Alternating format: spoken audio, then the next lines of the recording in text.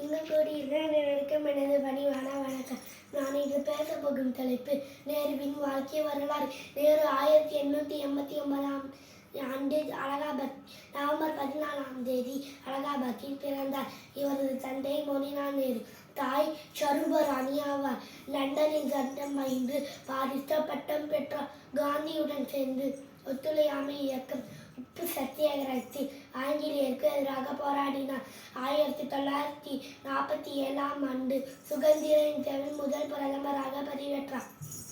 குழந்தைகள் இவர் மீது அளவற்ற அன்பு கொண்டதால் இவரை நேரு மாமா என அழைத்தனர்.